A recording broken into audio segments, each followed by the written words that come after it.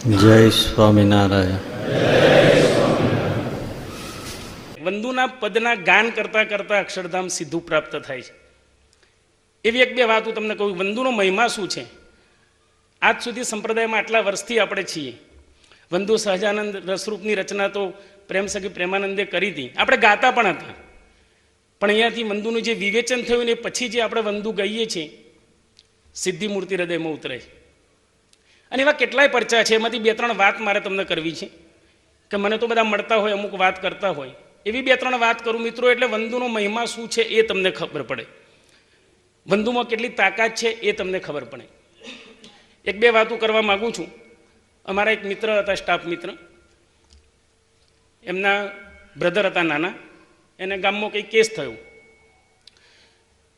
કોર્ટમાં કેસ ચાલુ થયો ને એ વખતે એમને ઘેરથી ઉઠાવી લીધા, સીધા પોલીસ સ્ટેશનમાં કસ્ટડીમાં મૂકી દીધા. એમને જ્યારે કોર્ટમાં હાજર કર્યા, શનિવાર હતો, એ પછી સળંગ 3 રજાઓ આવતી હતી, એટલે રવિ સોમ મંગળ બુધ.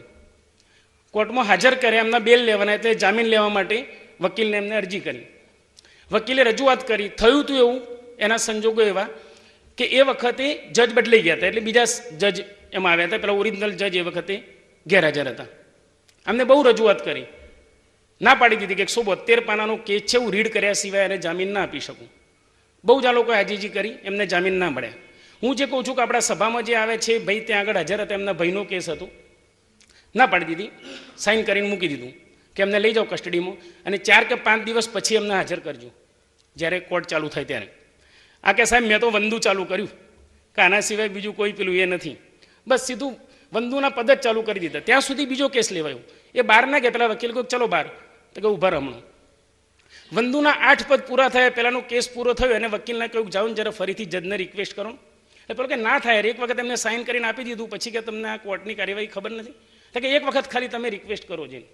પેલાએ જઈને એક જ વખત રિક્વેસ્ટ કરી, સાહેબની આગળ મૂક્યું, એમને ખાલી જોયું આમ સામે, પેન લઈને સહી કરી દીધી, છોકરાને બેલ આપી દો, 4 દિવસ પછી હાજર કરજો.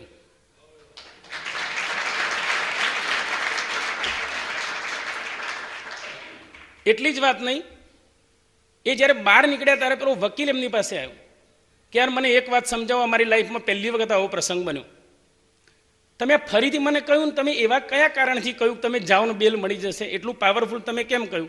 તો કે તું પહેલો ગયો હતો ને ત્યારે તું એકલો ગયો હતો, ફરી ગયો ને ત્યારે મેં મારી વંદુની તાકાત તારી જોડે મોકલી. એટલે પેલા વકીલે કહ્યું કે આ વંદુની તાકાત એ શું છે તું મને સમજાય. તો પેલો કે એના માટે તારે શુક્રવારની સભામાં આવવું પડે, અહીં આગળ ના મળે.